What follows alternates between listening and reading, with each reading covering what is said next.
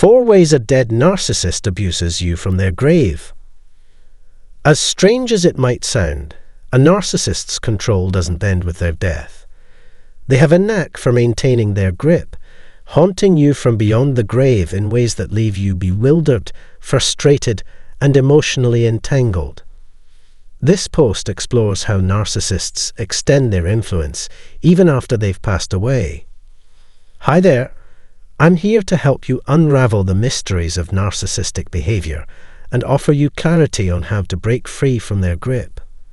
If you've experienced the lingering presence of a narcissist, stay with me until the end, because this discussion will shed light on their haunting tactics and how you can regain your peace.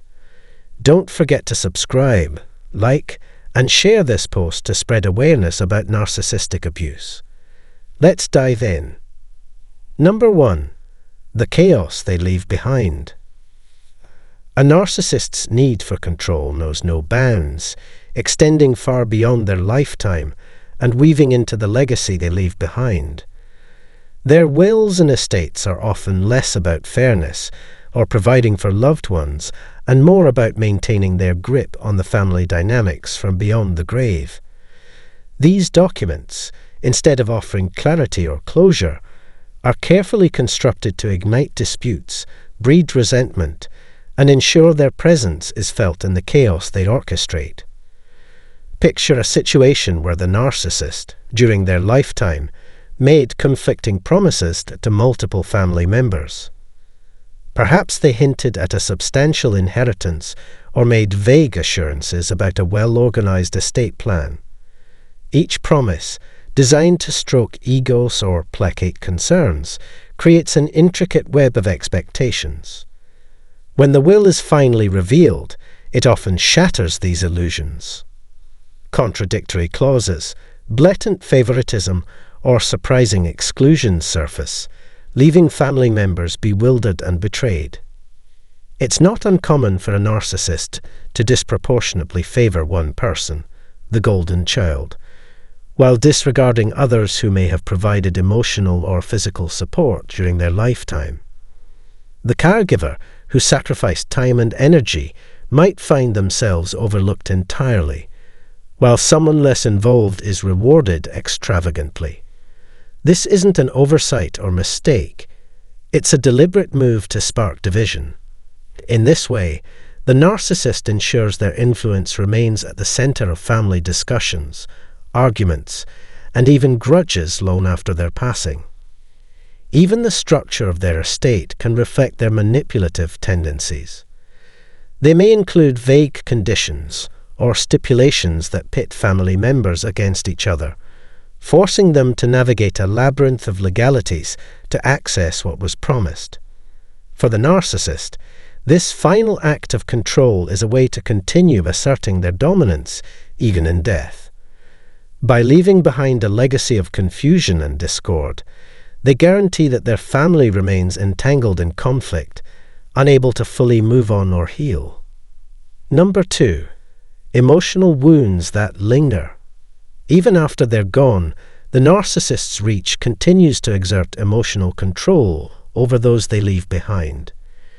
The manipulation and psychological games that define their relationships don't end with their death. Instead, they leave behind emotional wounds that take time and effort to heal. The guilt, self-doubt, and unresolved feelings they instill are part of their enduring legacy, a final act of manipulation designed to keep their presence alive in the minds of their loved ones. If you played the role of scapegoat in the family or were tasked with their care, you may feel the weight of these emotional burdens most acutely. Narcissists often assign critical responsibilities, such as managing their finances, overseeing their care, or acting as their power of attorney, to the very people they devalue or mistreat. This dynamic creates a paradox where you are responsible for their well-being, yet remain the target of their disdain. In such cases, even after their passing, their enablers or flying monkeys might continue the cycle of blame and criticism. You might find yourself second-guessing every decision you made during their care, questioning whether you did enough or if their suffering was somehow your fault. These thoughts are not a reflection of your actions, but of the manipulative environment the narcissist created, one where self-doubt and guilt were tools of control. Letting go of these feelings is crucial for your healing. The guilt they leave behind isn't yours to carry. It's a byproduct of their manipulative tactics, carefully planted to keep you tied to their memory in a negative way. Recognize that their actions, both in life and in death, were driven by their need to control and dominate, not by any shortcomings on your part. Number 3. Triggers that keep them alive. A narcissist has an uncanny ability to remain in your mind, even long after they are no longer physically present. Their absence does not signify the end of their influence, because they often leave behind subtle yet potent reminders that keep their presence alive in your thoughts.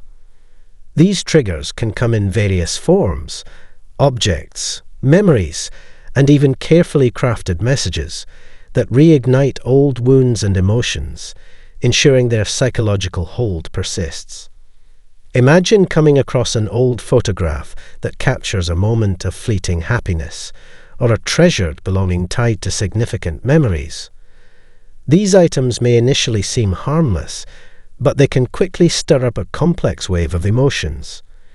You might feel a sudden pang of guilt, a flash of anger, or a deep sense of panic as the memories they evoke take hold.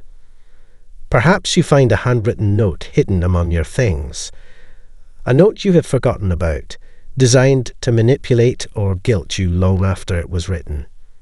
These moments can feel like the narcissist has orchestrated one final trick to keep you tethered to their memory. Even the process of deciding what to do with these items can be fraught with difficulty.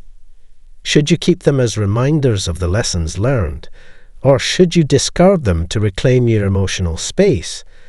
Letting go of these physical remnants can feel like losing a part of yourself, especially if they are tied to significant chapters of your life. But holding on to them often means keeping the emotional chains intact, allowing their influence to linger in your heart and mind. Reclaiming your space and emotional freedom often begins with the courageous act of letting go. This doesn't mean you have to erase every trace of the past, but it does mean making conscious decisions about what you allow to remain in your life. By removing the physical triggers that tie you to the narcissist, you begin to dismantle the power they hold over you. It's a symbolic yet transformative step toward reclaiming your autonomy and emotional well-being. Number 4. The drama of their final act. For a narcissist, even death is an opportunity to command attention and assert control. Their funeral becomes the ultimate stage for unresolved tensions, family conflicts, and dramatic displays, ensuring they remain the center of attention even in their absence.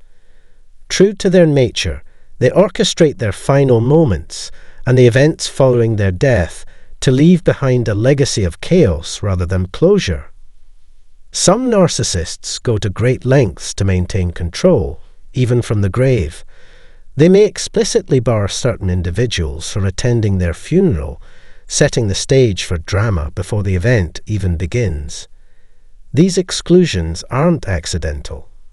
They are calculated moves designed to stir conflict, sow division, and force others to question their worth or place within the family dynamic.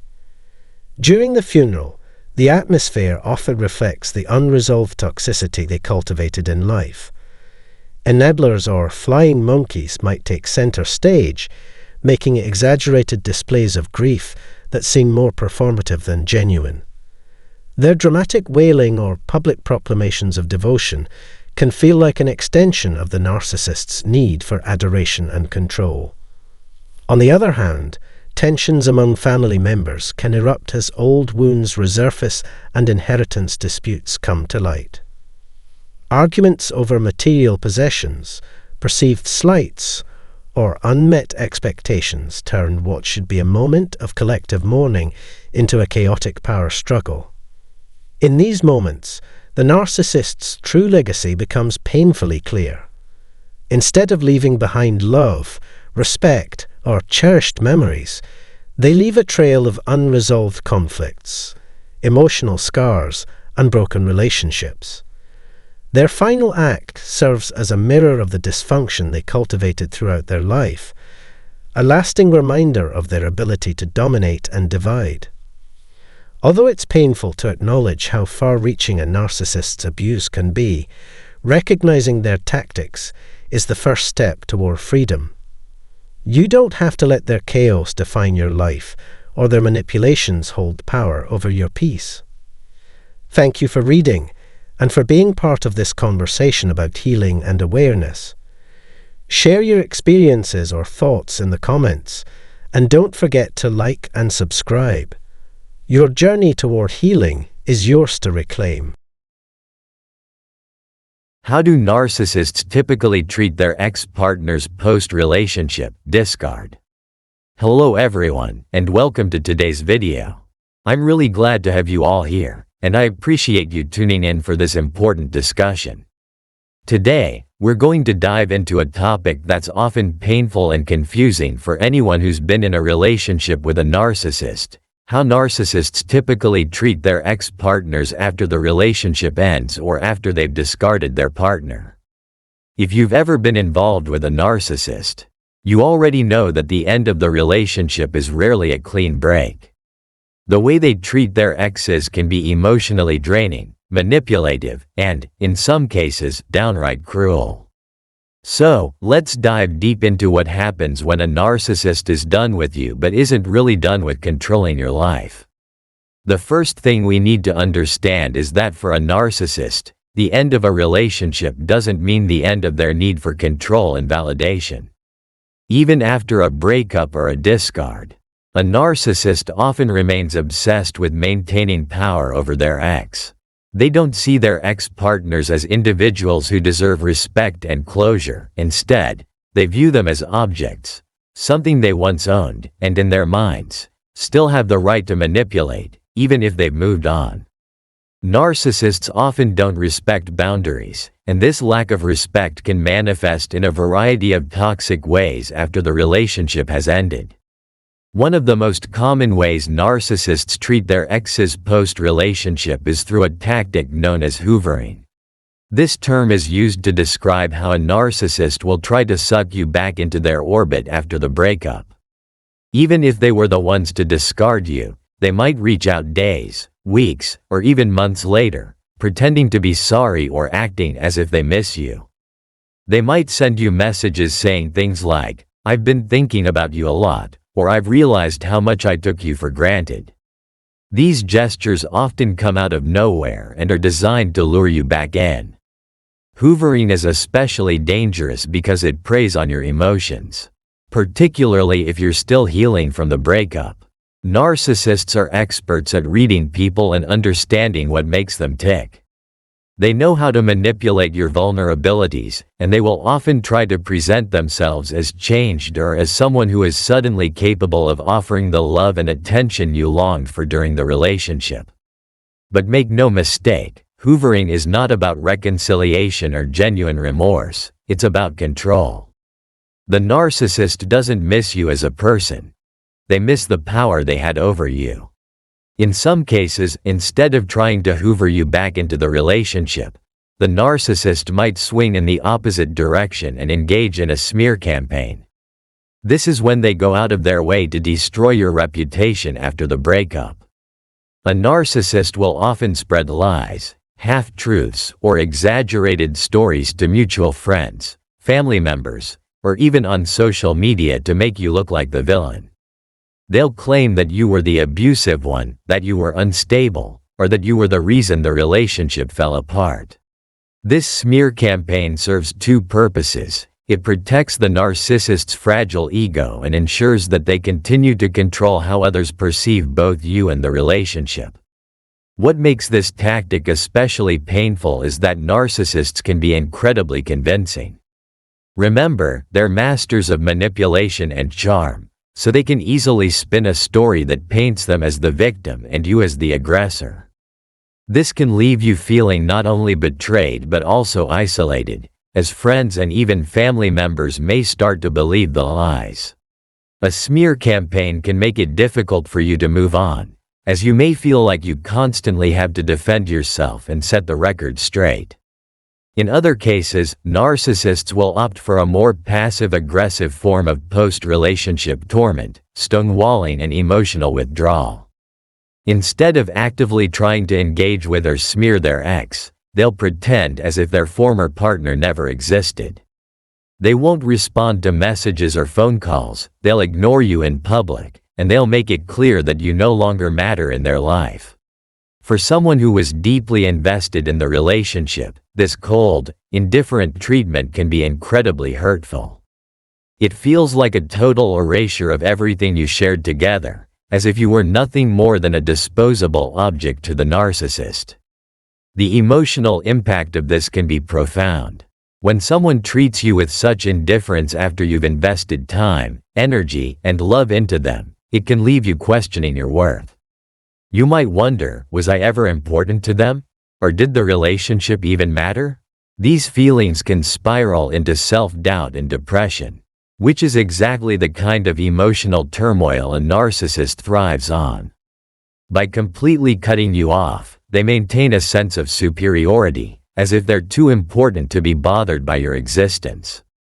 Another post-breakup tactic narcissists often use is triangulation. Even after the relationship has ended, they'll bring other people into the dynamic to make you feel jealous, insecure, or insignificant. This often involves flaunting a new relationship in front of you, whether on social media or in real life. The narcissist might make a point of posting photos with their new partner, or they may make sure to parade them around in places where they know you'll see them. This is done intentionally to provoke an emotional reaction from you. Triangulation isn't about the new person, it's about keeping you hooked. The narcissist wants you to feel like you've been replaced, and they want you to wonder, what does that person have that I don't? This tactic can leave you feeling inadequate and questioning your own value. Which is precisely what the narcissist wants. They want to maintain control over your emotions, even after the relationship is over. In their mind, the more upset or reactive you are, the more power they still hold over you. Sometimes, a narcissist will also use your shared history to continue controlling you post-breakup. They might remind you of the good times you had together or talk about how you were special to them in ways that make you feel nostalgic or confused. This is another form of manipulation, designed to make you question whether ending the relationship was the right decision. They might say things like, "No one will ever know you like I do," or "We had something no one else can understand." These statements are meant to keep you emotionally tethered to them, even if the relationship is long over. For ex-partners who shared children with a narcissist, the manipulation doesn't stop at the end of the relationship. Co-parenting with a narcissist can be one of the most challenging and emotionally draining experiences imaginable. Narcissists often use their children as pawns to continue controlling their ex-partner. They might withhold visitation, make unreasonable demands, or try to turn the children against the other parent. This creates a toxic and confusing environment for the children, but for the narcissist, it's another way to assert dominance and maintain control. In some cases, the narcissist will try to appear like the perfect parent in public, using the children as a way to improve their image while simultaneously neglecting or emotionally manipulating them behind the scenes. This can leave the ex-partner feeling helpless and frustrated, as they see the damage being done to their children but have little power to stop it. The narcissist will often gaslight their ex in these situations, making them feel like they're overreacting or being unreasonable in their concerns for the children's well-being. Financial abuse is another tactic narcissists frequently use after a breakup, especially if the ex-partner was financially dependent on them during the relationship. They may withhold financial support, refuse to pay bills, or drag out legal proceedings to make life as difficult as possible for their ex. This is especially common in cases of divorce or child support, where the narcissist can use money as a weapon to punish their ex-partner for leaving them. The goal here isn't just to cause inconvenience, it's to maintain control and power over their ex, even after the relationship has ended. In addition to all of these tactics, narcissists are also known for their uncanny ability to reappear in their ex's life at the most unexpected times. This is known as breadcrumbing, where the narcissist gives their ex just enough attention to keep them emotionally hooked but never enough to truly rekindle the relationship. They might send you a casual "how have you been?" message out of the blue or comment on a social media post just to remind you that they're still around. This tactic is all about keeping the door open, ensuring that they still have access to you whenever they need another boost to their ego. So, why do narcissists continue to torment their ex-partners even after the relationship has ended? It all comes down to their deep-seated need for control, validation, and power. A narcissist sees relationships not as mutual partnerships but as opportunities to assert dominance and extract narcissistic supply. Even after the relationship ends, they don't let go easily because their ex-partners are still a source of emotional fuel.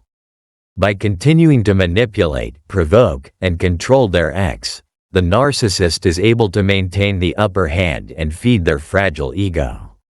The impact of this behavior on the ex-partner can be profound and long-lasting. Many exes of narcissists report feeling stuck, as if they can't fully move on from the relationship because the narcissist keeps reappearing in their life in one way or another. This ongoing manipulation can lead to emotional exhaustion, anxiety, depression, and difficulty trusting future partners. It can take a significant amount of time and emotional work to heal from the damage caused by a narcissist's post-breakup behavior. If you find yourself in this situation, it's important to recognize that the way a narcissist treats you post-relationship is not a reflection of your worth. Narcissists are driven by their own insecurities and need for control, and their behavior is about maintaining their power, not about who you are as a person. Setting firm boundaries is essential when dealing with a narcissist post-breakup. This might mean cutting off all communication if possible or only interacting with them through legal or mediated channels if children or shared assets are involved. It's also important to seek support during this time, whether through friends, family, or a therapist. Narcissists are incredibly skilled at making their exes feel isolated and powerless, but you don't have to go through this alone. Surround yourself with people who understand your experience and who can provide you with the emotional support you need to heal. Thank you so much for watching today's video, and I hope this discussion has helped shed light on how narcissists treat their ex-partners after the relationship or discard. It's a tough topic, but one that so many people deal with, often in silence. If you've experienced this, know that you're not alone, and there are resources available to help you heal and move forward. I truly appreciate your time and attention today. If you found this video helpful, please feel free to like, share, and subscribe for more discussions on topics like this. Take care of yourselves, and I'll see you in the next one.